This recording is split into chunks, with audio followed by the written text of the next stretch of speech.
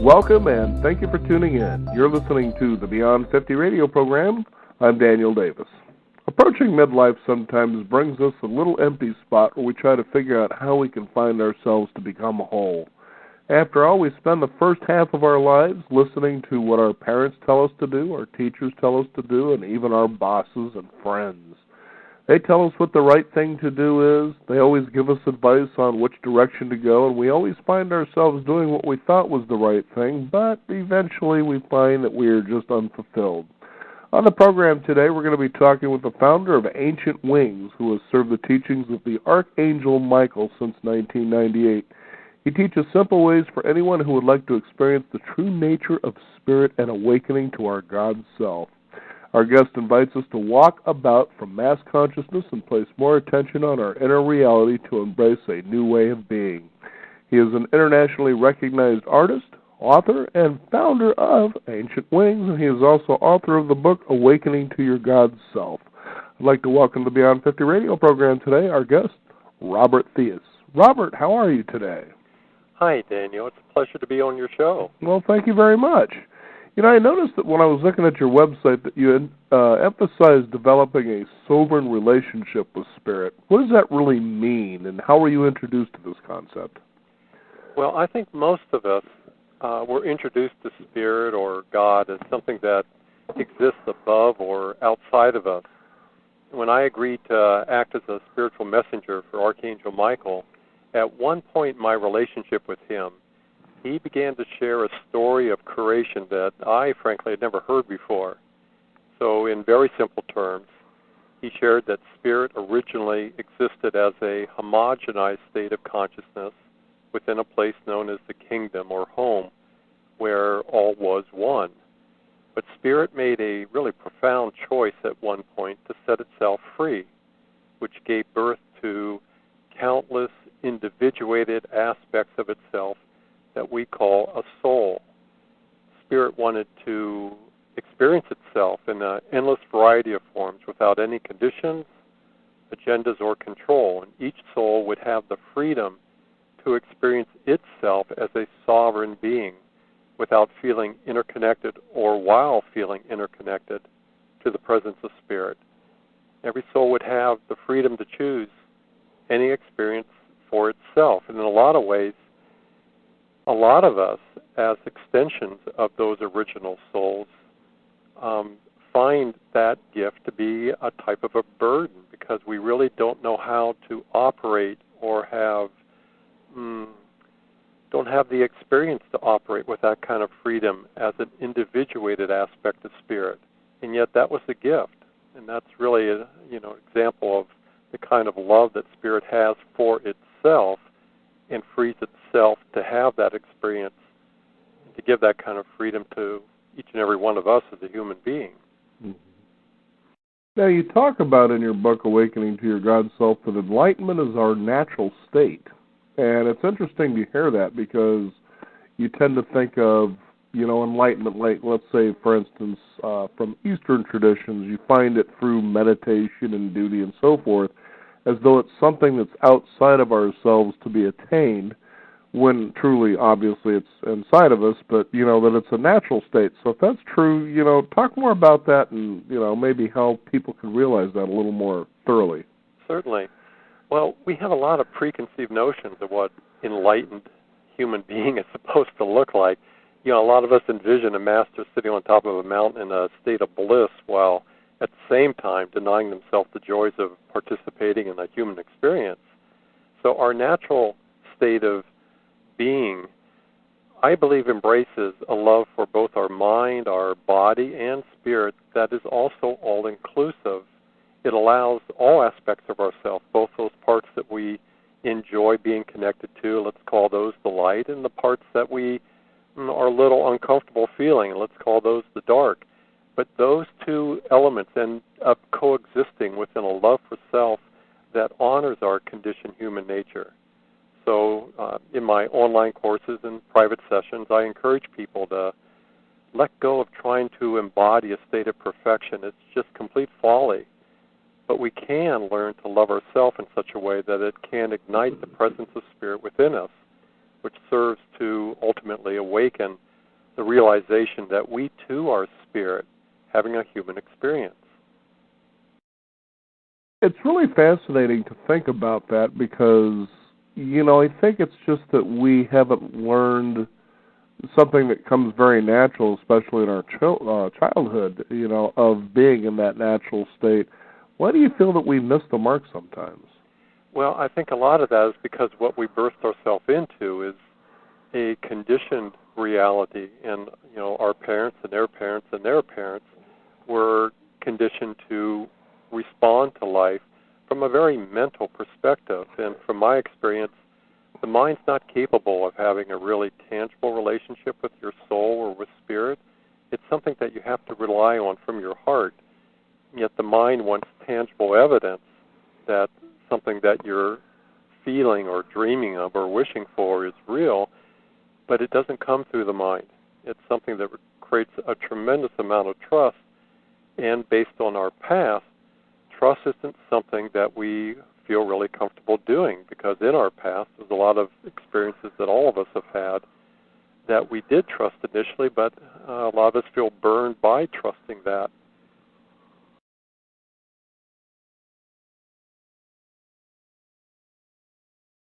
Oh, sorry. It seemed like we got a little lost right there. Yeah. Sometimes maybe that's probably the spirit invoking a pause, perhaps. But anyway, now, Robert, what does it mean when you to be a conscious channel? And could you share more about your relationship with Archangel Michael? You hear about relationships people have with angels, but I'm sure a lot of people think, well, how come that's happening for them? But I've never really experienced anything like that. Yes, well, any human being can have a conscious relationship with any angelic being. And when Michael approached me, that was the first question I asked him: is this available to anyone? And he said yes, and it was based on that one question that I agreed to allow him in my life. I didn't know what I was getting into. I wasn't really wanting to become a medium or a conscious channel for him, but his energy is something that is hard to turn away from. It's incredibly loving, extremely patient, and he needs all that patience working with me. So I happen to believe it's a very natural relationship. And there's different terms for channeling. A trance channel is someone who allows another non-physical being to fully embody. In essence, that type of channeling takes the place of our human personality, and that's not something that I do. I act as a conscious channel, and that means that my personality is still involved. But in general, when Michael's present, Robert feels like he's in the back seat. So I've been serving Michael as a conscious channel for 20 years, and it took me a while to really embrace this experience with him as being a conscious relationship and allow it to incorporate into my day-to-day reality. And that took a long time for me to really trust that it was easy for me to tune out and just let Michael come in. But it took a lot longer for me to accept that he's offering his presence as a part of my own soul nature to be in my life as often and as much as I'm willing or allowing him to be here. And that's something I don't think you and I or most of us were taught, this whole art of allowing something that we can't see to be in our life. So it took me many years to really trust that. I find it fascinating when you position that way, is that a lot of times we have to see something to believe that it exists. And, with the advent of television and now the internet, we see what we would consider to be hard evidence of something on either of those two mediums. But we also know at the same time that those are illusions as well. But why we buy into that reality when it totally doesn't really serve us very well, as something like what you're talking about with this relationship with the Archangel Michael. I agree with that, and I think, too, that what we see is filtered through our mind. So what we're seeing is like wearing blinders, like a horse, and we're not really seeing the full reality that's available to us because the mind doesn't recognize that as being real. And if the mind, it needs to be taught, but if the mind steps a little bit out of the way, And at times it feels like you're losing your mind when it does step out of the way and allow the broader picture to be present to you. You see things that people maybe have tasted when they've had induced experiences through plants or drugs or whatever. But it's a natural state to see the fairies and the elements working with nature. It's a natural state to see the energy field around all different forms of life, whether they be human or not. And we're just so cut off from that because we rely almost dependently or solely on what the mind tells us is real, that we kind of miss out on the joy of the mystery of life that's right in front of us, too. Now, I have to ask you, Robert, do you have regular conversations with Michael?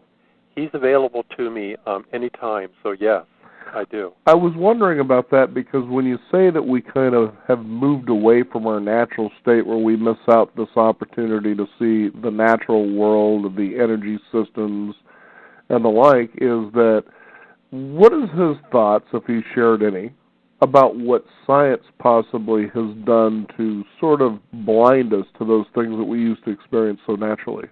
Well, science, in a way, is just an extension of our own mental concept here. It's something that we've created science to confirm what the mind individually is already telling us.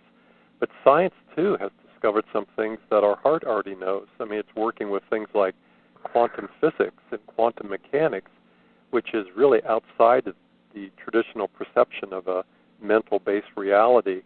And that opens up other possibilities that if, through science, if there's scientists that are willing to look at these things, then it makes, science and helps our mind open up to possibilities that probably wouldn't consider if it didn't come from a scientific perspective. How does that work for you? Mm-hmm. Were you asking me a question? Yeah, I'm curious. How does that work for you as far as science or well, the funny thing about that is this, okay, you have people that, again, it's the proof in the pudding, so to speak, to say that science has proven this is real. Well, how do we know the scientific method was real in the first place? You have to sometimes just challenge that because each and every time that a fact seems to be brought up, then there's the discovery that, well, there was more to discover, so to speak, so it left that fact kind of weak. And we find ourselves continuously doing this. A good example, in my opinion, is the law. We create this law, and then you create 1,000 amendments to this law, so that way you're left to an expert to be able to interpret what this law is and apply it in such a way that it either favors the individual or it sends them off to prison, one way or the other. The ultimate illusion is just language alone and how ethereal that can become. Well, I agree with you. I mean, you're talking about science from a perspective where it's so insecure that it wouldn't allow anything outside its own perception or the boundaries that it's created through its own beliefs to consider any other possibilities. But if we look at it from that place, you can also have a lot of compassion for that kind of insecurity, that you're not really open to perceiving life without the filters in place. So that's, we could talk about that here through this whole show. But I think that's going to be, science, there are portions of science that I think are at the leading edge of discovering that consciousness actually exists. And at the same time, there's traditions connected to science, like traditions connected to religion or any other social institution or norm that really are resisting this kind of open perception of life that would allow us to be in what I call our more natural state of being. Mm-hmm. Now, I understand that you offered a series of radio broadcasts last year that focused on 2014 as being this year of great change and transition, okay? And it could greatly impact our way of life. Tell us what types of changes that you and Michael see coming.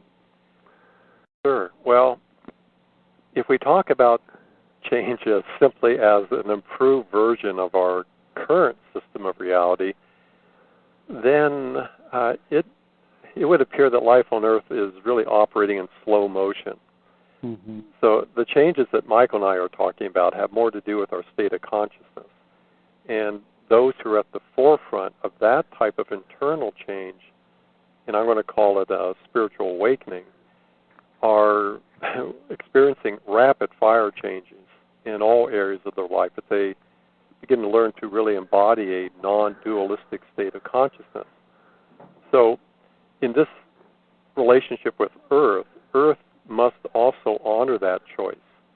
And within the body of creation, there's tremendous amount of support that's being offered by the presence of a unified field of consciousness that Michael calls Christ consciousness.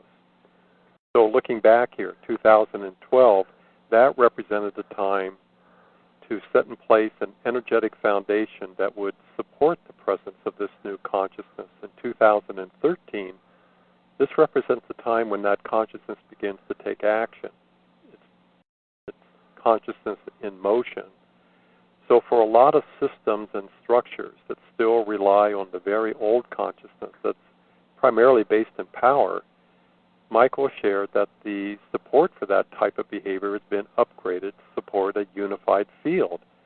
And that might be very good news for you and me, or a lot of other individuals who never really resonated with all the power games or power structures.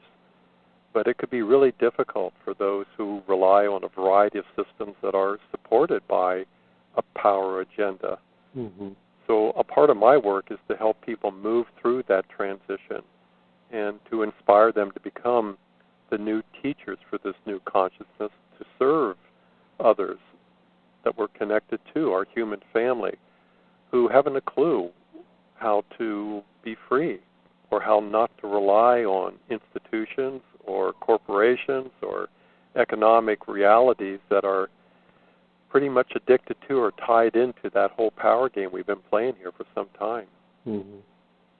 It always seems interesting, too, that this day and age, because of the ability to have such easy access to information, to be able to be on the spot to see really what's happening in an area that could be across the world. You know, for instance, what was going on in Egypt there a few years back, and, you know, now there's a lot of concern about Libya, of course, and, you know, that we have more of the inside dope, if you will, about what's really going on, to where we can't be fed something other than what it is.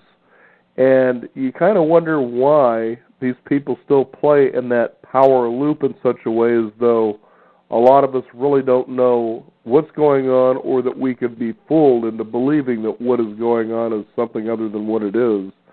And you have to wonder, and I wonder if Michael has shared this with you, will this power structure ever really get it? Will they finally go, you know, why do we don't really need to continue to do this. Let's focus our efforts in other areas, for instance. Yeah, well. I know that's a tall order, but, no, you know, it gets to the point where the folly is so ridiculous, it's almost as though the shadow could stand there and look and scratch its head and say, are you still not getting it? This hasn't worked before, it's not going to work now, and it won't work in the future, so let's do something else. Well, you're right, but, you know, taking Egypt as an example, there's a mass of people that really haven't tasted the kind of freedom they tasted a few years ago, and now what do you do with that? Mm-hmm. I mean, do you really want to be free? I mean, that's the question, not just for our you know, extended family in Egypt and all those individuals that were marching the streets in celebration, but there's also that tendency that the freedom itself requires a lot of responsibility to your inner reality, and there's a tendency to rely on then any kind of familiar structure that would step in place and say, we'll now do this for you. You know, and you know, our freedom really doesn't need to be governed, but how many human beings do you know would be comfortable in an ungoverned society? Mm-hmm. I mean, most people would consider that to be chaos. Mm-hmm. So, you know, claiming our freedom, a lot of us talk about that freedom and whether this, you know, will humanity really finally get it? Will the power games begin to stop? Well, what we're doing, what you and I and others are doing who have chosen to embody something that's outside of that kind of power game, we're planting the potentials for that to become real. And how much I get to see that in my lifetime, I'm not really, you know, I don't have a lot of high hopes Mm-hmm. But I sure enjoy the process of serving a potential that freedom makes itself available for future generations as well. Mm-hmm. Michael talks about, there was always this big buzz in the 90s about, the ascension, and this consciousness would grow to a point that everybody on the planet would drop the whole power game and just embrace a more heart-centered approach to life. But Michael has shared that it will take probably 200 years before we see evidence, tangible evidence, that this unified field of consciousness in a more cooperative state becomes the norm. And to him, he said that is a quantum leap.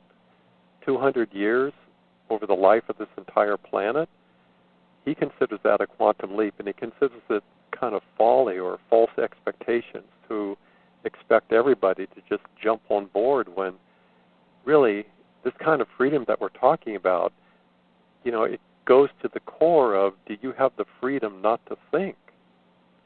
Do you have the freedom as well to think the thoughts that only you want to think?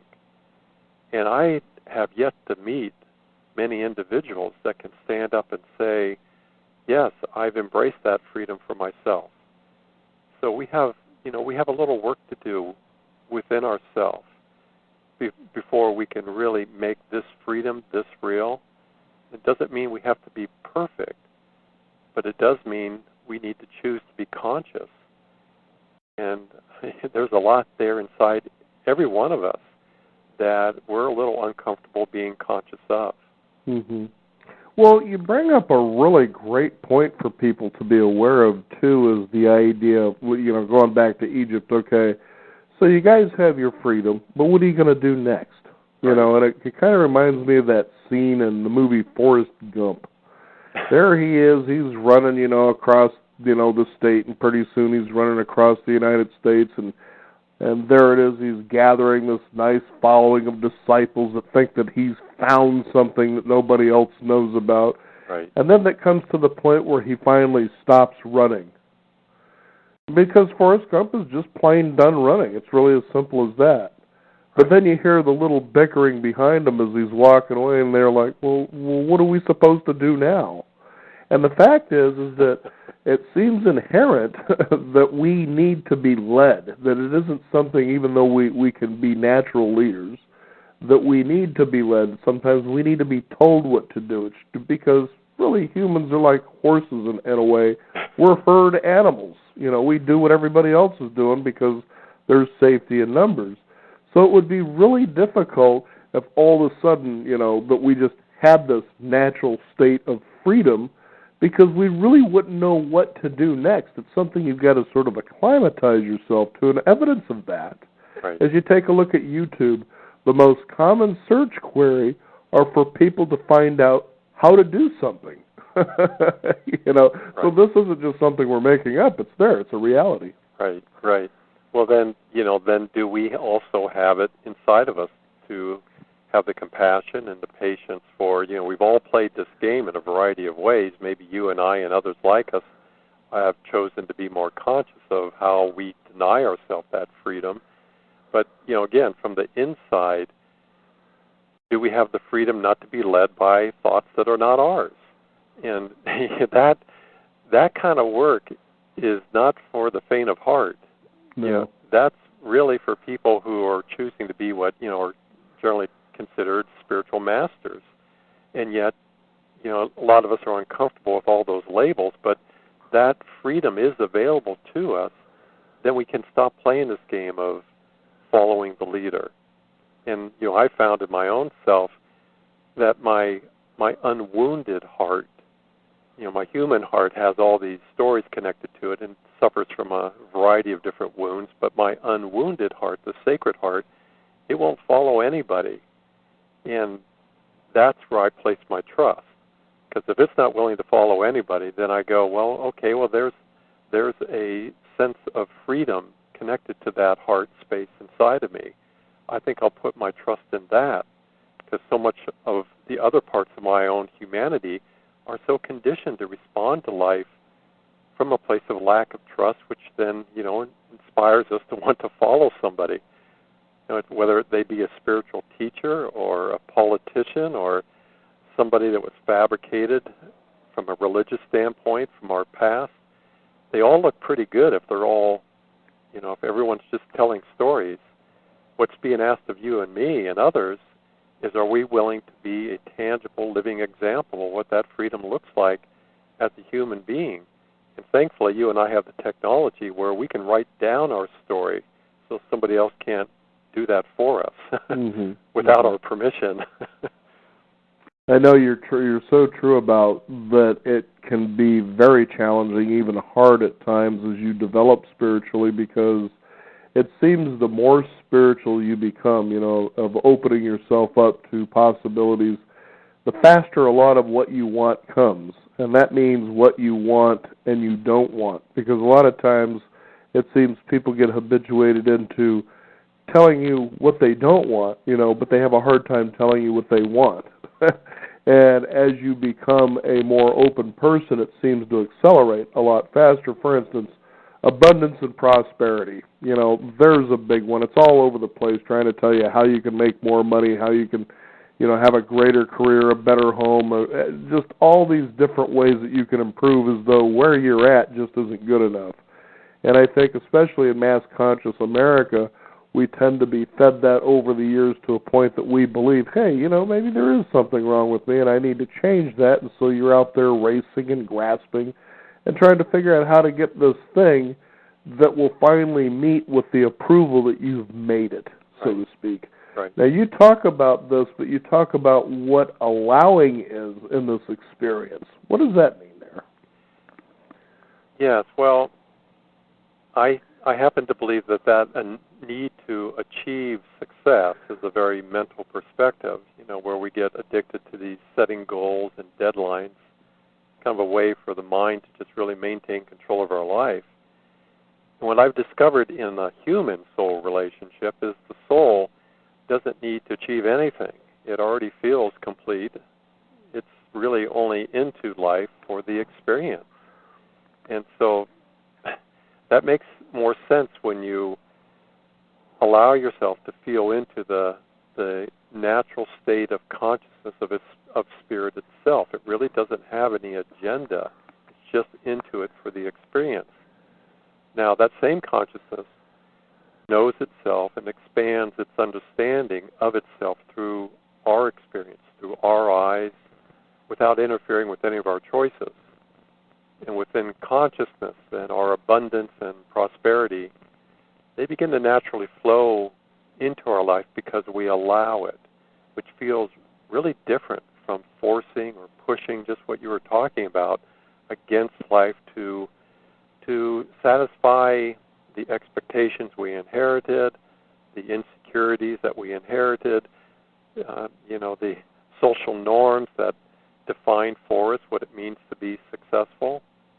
So I've discovered, though, that allowing for me is really an art form. It takes a lot of trust and a willingness for me to shift my attention away from all those conditioned behaviors that I've inherited that don't really feel comfortable, that really don't resonate, they don't really support my truth, but they're inside of me and they respond to life inside of me. So allowing life to support me on the outside in, it might appear that we've given up or that we're just become really lazy. And Michael, he has taken me through quite a personal course to develop the art of not doing, which initially I thought, well, that sounds really good. I mean, anybody can do that. But you found out there's a lot more to it than that. Yeah, it's kind of crazy making because you get in touch with these other impulses that want to be satisfied by doing anything. It doesn't really matter what you would do as long as you do something. Mm-hmm. But that doing part is really connected to what you're talking about, where you'll get a buzz, you'll feel more energy, and you'll certainly get more energy from other human beings and other people when you're participating in this approach to living that has us always feeling unfulfilled. I mean, it really doesn't matter how much money you make in your life. There should be more money there. And so, yeah, the art of allowing is a very heartfelt approach that begins by first accepting who we are and not expecting yourself to be anything more than just what you are. And that takes a while for us to really be that honest, to really accept everything about who we are right now, and then to trust that life will support us, that the natural state is to allow life to love us back. So allowing then ties into a pretty profound and almost feels like a selfish state, almost feels vain, to begin to really love yourself more than anything else. Mm-hmm. And then I think you get to taste the sovereign nature of spirit. And you get to really realize the gift of creation that was handed down to all of us is truly a gift, because it allows us to create from a place that's based more on allowing and has very little to do with efforting. But again, you and I, I'd ask how many people out there in the world today have mastered this state of allowance where they experience on a daily basis life supporting whatever you want. And it doesn't matter if you don't want things, but perhaps you desire other experiences that continue to support your passion for life. Creativity is so important, I think, for our listeners to know about this conversation, because I know that you and Michael had talked about Earth as being a pinnacle of all creation. Tell us a little bit more about that. Well, unfortunately, life on Earth has been presented from a variety of religious perspectives as a type of penal colony for, I don't know, how should we call ourselves, the misfits of the creation. funny thing, too, though, honestly, and I'm sure, and I'm pretty sure you spent some time looking and reading through the Bible, but there has been some pretty good messages there about something other than the idea of control, of hierarchical control. Right. About how to create miracles, about how to live this particular way. And when you can kind of bend the mirror just enough to see that perspective, you realize, okay, well, now I get why we've been, handed down this other kind of a thing where they're beating you over the head with it. But, it's really funny that way. There are times like I just find myself just shaking my head when I'll hear, let's say, a hard, righteous Christian, just really letting me have it about, what Christ did and so forth and so on. I'm thinking, but the guy that I read about was like this. Yeah, yeah. Well, so, unfortunately, for this conversation, I haven't read the Bible, even though I grew up in a Christian family, but I didn't pay much attention to all. It just never resonated with me. And Michael has always made a comment with me, imagine Jesus with an iPad. And throughout his life, he was able to write down his words, write down his story. And perhaps some of his story is true as it's depicted in the Bible, but you just get the sense that a lot of the stories are just supporting other people's agendas. Well, here's another weird one, too. We just recently did a segment called Judas of Nazareth, where a person who is a professional auditor, a medical auditor of all things, so that takes a lot of attention to detail, decided to find out, well, who is Jesus Christ according to the Bible? And as it turns out, there's a very, very real possibility that he's just a literary, imaginative person that was created by, I'm trying to think of the name now, the Apostle Paul. That this guy really didn't exist. Well, but anyway, I didn't want to get into all that, but it's just interesting, like you said, it's about interpretation. It's funny that Jesus was so oratory that he never wrote anything down. So everybody else had to. Well, and then you're trusting, let's say that this broadcast is not being recorded, and for those who are listening and want to share it with anybody else, there is no recording. You'll have to write it down. And so everyone's frantically writing it down, but then they're sharing it with other people, and maybe other people aren't really open to hearing some of the things that we're talking about. Right. So they freely edit those pieces out, and then those people share it with other people, and they have the same liberty to edit whatever they want. And so, we just need to be using a lot more common sense here. You're right. We're asking humanity to take, and I do happen to believe that Jesus, or as I prefer, Yeshua, had a human experience. But humanity, even today, doesn't have the consciousness to really honor the sovereign nature of an individual's experience and let it be just what it is. So fortunately today we do have the ability to create that for ourselves, unlike during Yeshua's time. And so, going back to your original question, I work with a lot of clients who are in the process of letting go of a lot of the guilt and shame that maybe they inherited from wherever that came from. And going back to the story of creation, Spirit's love for itself was so profound that it was willing to set itself free as individuated facets of itself. Imagine being given that gift, and as a soul, you now find yourself inside a void or a black canvas, and as a homogenized being, no part of Spirit or us had ever experienced fear, but within this void of emptiness, the soul responded to life not from a place of trust, but with a lot of fear. So, if we can go back a bit and imagine feeling for the first time doubt or worry or concern for our own safety or well-being, our soul, the part of Spirit that was set free, had no reference to any of these feelings, since they never existed in what Michael calls the kingdom. So naturally the soul disowned those feelings, which created the first dualistic experience of itself, which became known as our shadow self. Mm-hmm. And a part of the soul which would embody any feelings, the soul would disown them. So over time, this relationship became very polarized, and all of life stopped expanding, which isn't a good thing, no matter what camp you happen to be in, light or dark.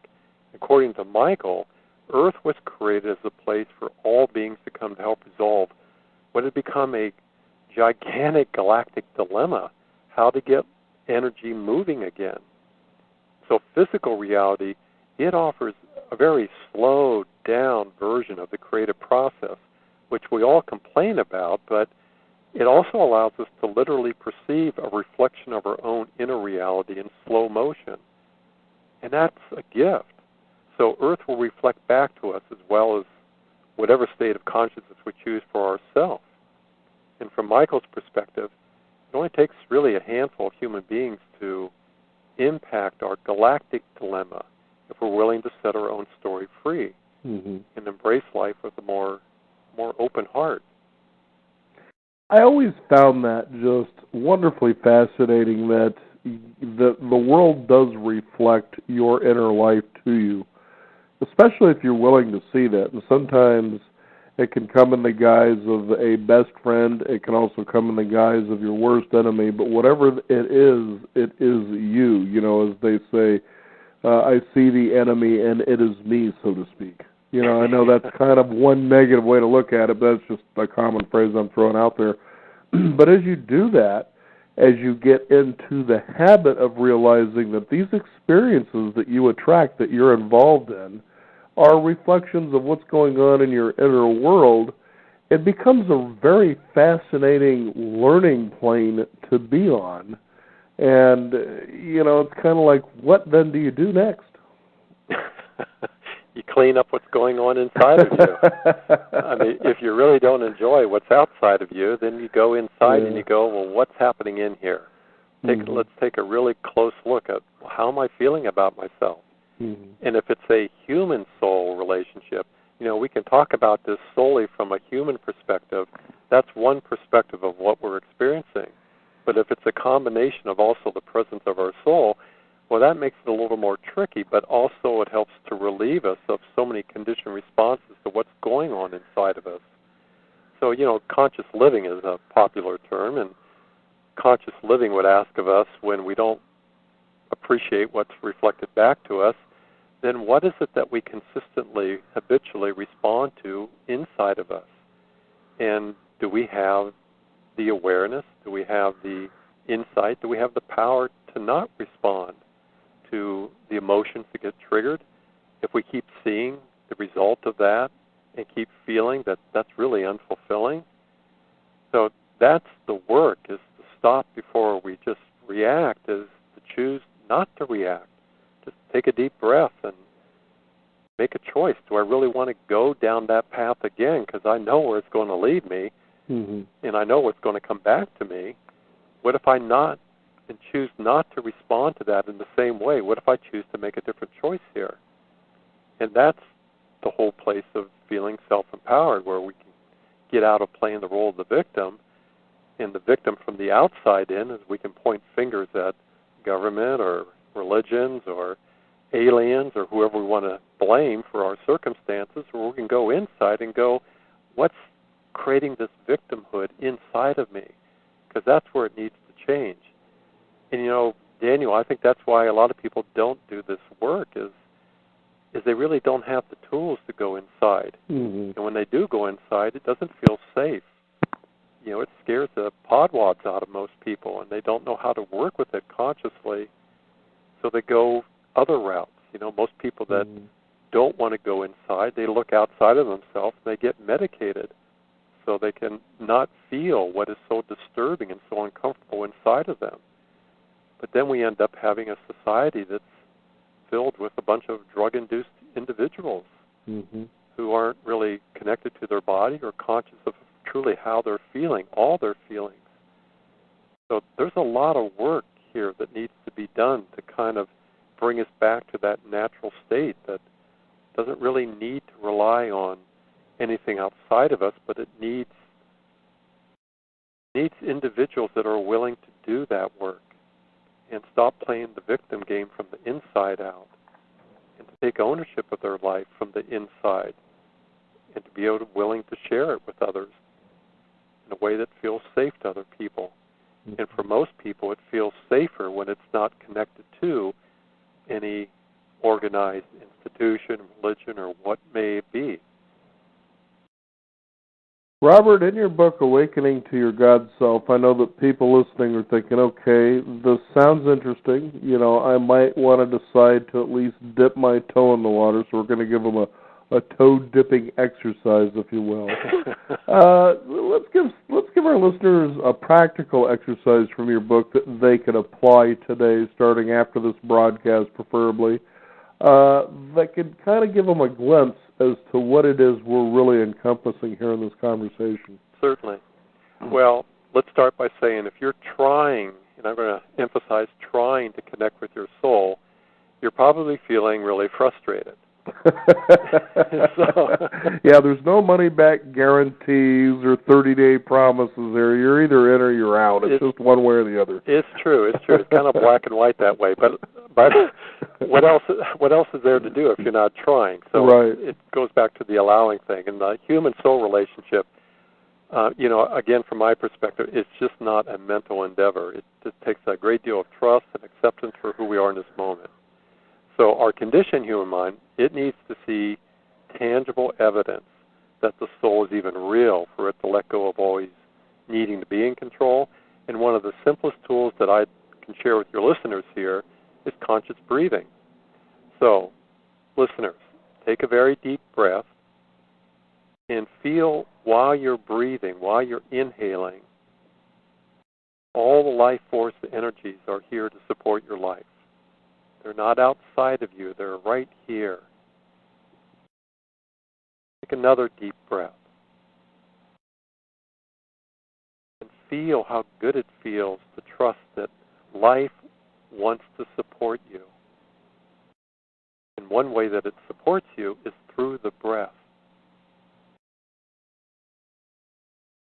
So if our listeners would practice conscious breathing as an exercise, maybe to start your day or end your day, but more importantly, throughout your day. It helps to calm your nerves, it connects you to your body, helps you feel grounded to physical reality, helps to restore your sense of balance. Now the trick here is I know it seems too simple for the mind, and I know what the mind would want me to offer here is a 22-step conscious breathing program with multiple levels, and then it would sign up for it. But if you really believe in the presence of spirit, why would such a consciousness make it difficult for any of us to feel its presence inside of us? I mean, what type of God would make it difficult, would create a maze that you get lost in to be able to establish that connection.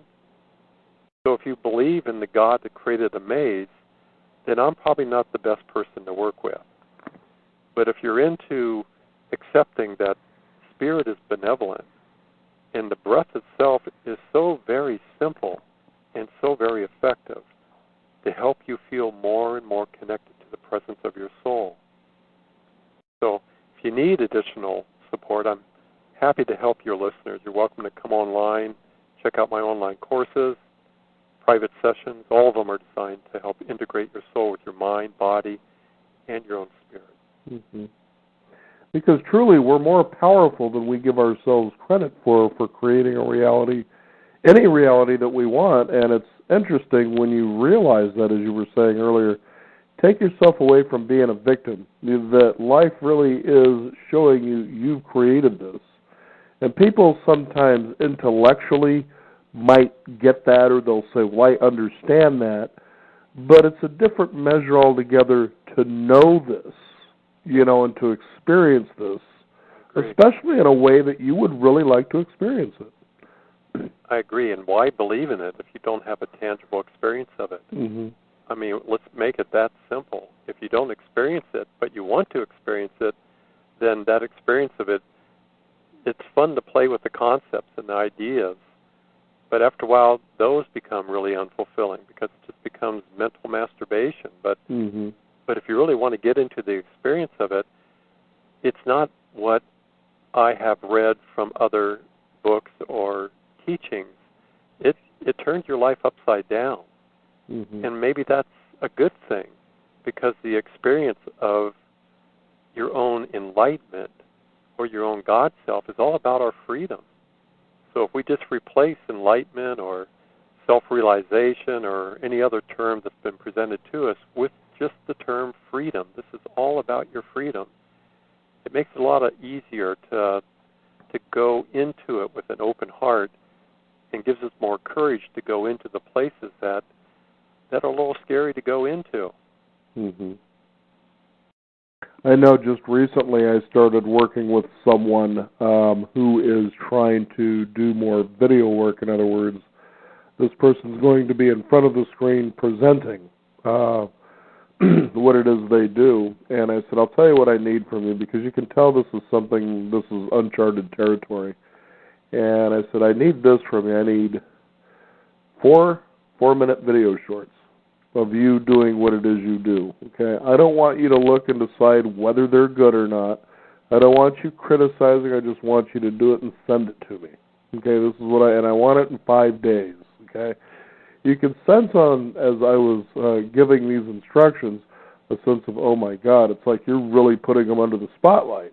But see, the reason I told this person, I don't want you criticizing your work before I get it, I just want it. I want you to do it and send it to me, is because you'll tend to be critical of your own work, and we all do this, and that can be a good thing. But as you start out, it's not a good thing, because a lot of times all that criticism that you may have of your creative work is really criticism from sources that have nothing to do with you. That's true.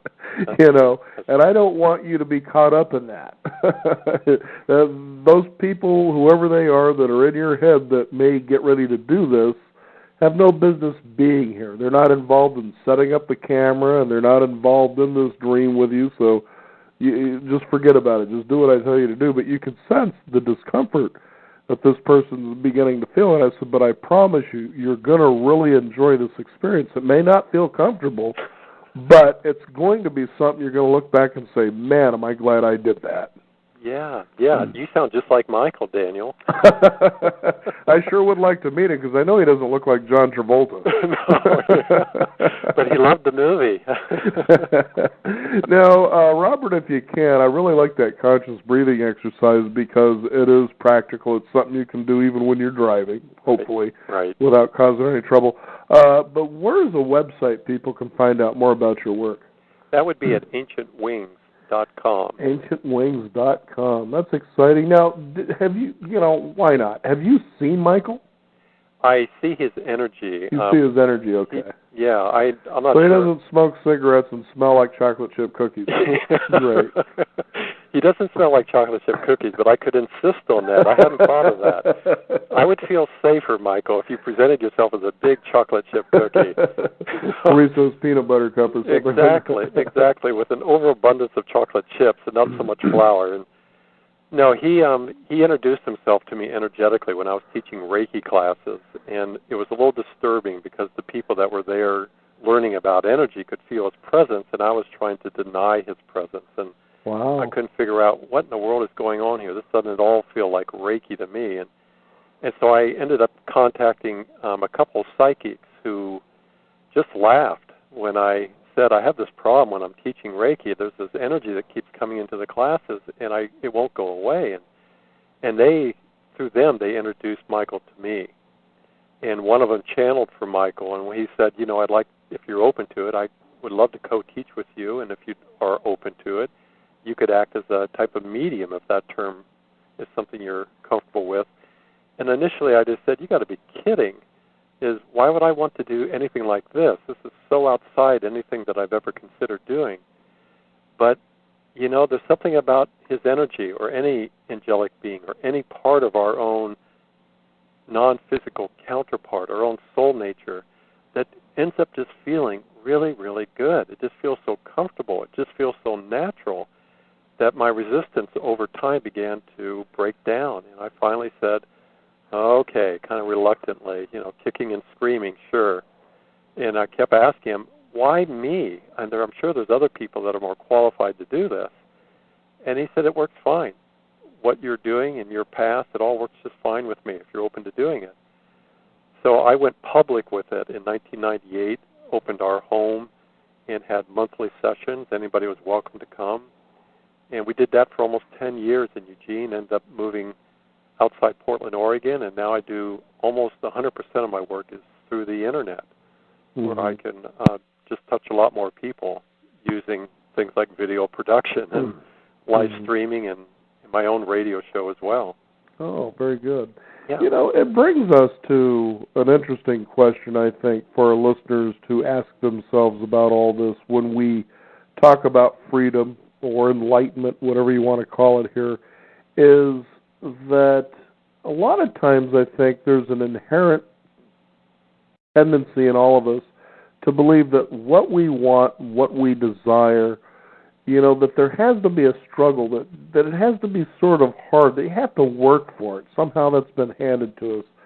But from your experience, the hard work of having and wanting and being seems to be in overcoming the barriers that we've placed on ourselves. And not that we've done it intentionally by ourselves. It's been done by other people as well. But do you feel, and to me, I believe this to be true, that life and everything in it should be easy? It can. Should's a strong word, but the potential that our life can be easy is certainly there. But going back again to why are we here, and if we're using Michael's story, is to resolve a galactic dilemma that we all carry within us that has us feeling polarized between what we consider to be the light and dark of creation or reality. Well, I wouldn't consider that exploration to be necessarily easy. It certainly hasn't been easy for me. But in the process of making peace with opposites of ourselves, then it does become a lot easier. Then in my experience, it's a lot easier for me to attract to me potentials that I now want to work with, instead of doing the traditional way of working really hard, making a lot of effort, creating deadlines or creating some agenda around that whole process. So what I'm hinting at here is that we can work with consciousness, which is all about working with your feelings. And consciousness is really, really fluid. And it is, as you're saying, Daniel, it's a lot easier to work with consciousness, except that we need to break down our addiction to relying on, from my case, my mind, that now that I'm working more with consciousness, my mind is sort of relieved that I'm not making it responsible for my life, because that, from its perspective, was a huge burden. It was working overtime trying to figure out life. So now that I'm not asking it to do that for me, and it gets to do what it's really comfortable doing, is perceiving finite possibilities that are right in front of me while consciousness keeps downloading infinite possibilities. Mm-hmm.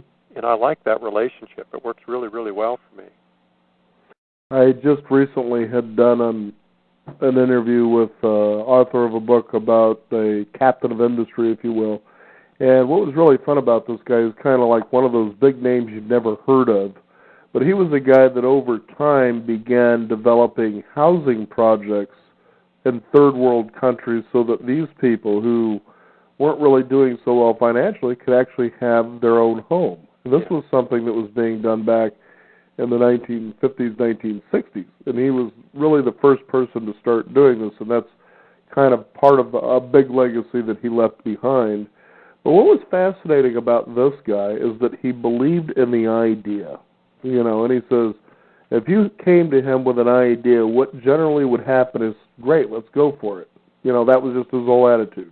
Right. And either it's going to be successful or it won't be. It doesn't matter, but it's going to probably lead you to something else that's going to be good anyway. And I think sometimes we get so hung up on the possibility of failure, we don't realize that failure, as we like to hear, it shuts one door and opens another, that the exploration of the journey is what's guiding you through these goals or these ideas. And and you just said it so well. You said, that we have a consciousness that brings us infinite possibilities. Right. So the idea that we ever lack is almost a sin all by itself. Yeah, that's a strong word. It's certainly, from my perspective, an illusion that we've taken as the truth. Mm-hmm. And yeah, I agree with you. But that's, again, if we have to define our relationship using your example of the person doing the movies, if it's only being done through the human perspective, it's naturally going to have all these fears and concerns and worries about the project. Mm-hmm. But if you're also inviting another presence, not just your human perspective, but another presence that's fearless, that doesn't have any worries or concerns, then you can work this out inside of you. And then your fears get acknowledged as not being something wrong. They just happen to be there, but they don't have to overwhelm the choice that you want to make. I want to make these movies. I acknowledge my fear, but I also feel there's another part of me here that is fearless. And I want those two to work together inside of me. And I'm going to use this project to see how that works. Mm-hmm. It's kind of cool, It does make it a lot easier to be here as a human being and to make sense of why we're doing what we're doing, and again, to have a lot of compassion for how this is a real struggle for a lot of people, and everyone has a right to just basic needs. In the last minute here, to let people know, we're talking about the book Awakening to Your God Self. Our guest joining us, Robert Theus. You can find out more by going to his website, which is ancientwings.com. You can find out quite a bit going on there. But what I'd like to let the listeners know is this book I kind of put into the same class for the reason of its simplicity. It's a very easy read. It reminds me of Eugene Herrigel's Zen and the Art of Archery. Just a short read, but it's so profound in that short couple of, it's quite amazing versus a lot of stuff that's out there that's 200, 300, 400 pages, and it's like, well, but you really get right to the heart of the matter on this. Thank you, Daniel. I appreciate that. Mm-hmm. Any last thoughts before we go here? Yes, I hope everyone is feeling well, and if you need some help where you're feeling stuck, then I would be honored to help you. Well, there you go. We have no excuses anymore, do we, Robert? Well, we don't. We might as well enjoy it. We might as well. Robert, thank you so much for joining us here on the program today. It's been a pleasure. Thank you. We also encourage you, the listeners out there, to join us at Beyond50Radio.com. That is the number 50. We have our weekly exclusive updates where you can find out more about our guests and how you can get in touch with anything you become interested in. I'm Daniel Davis. Thank you again for joining us. This is the Beyond 50 radio program, and remember, live your day past halfway.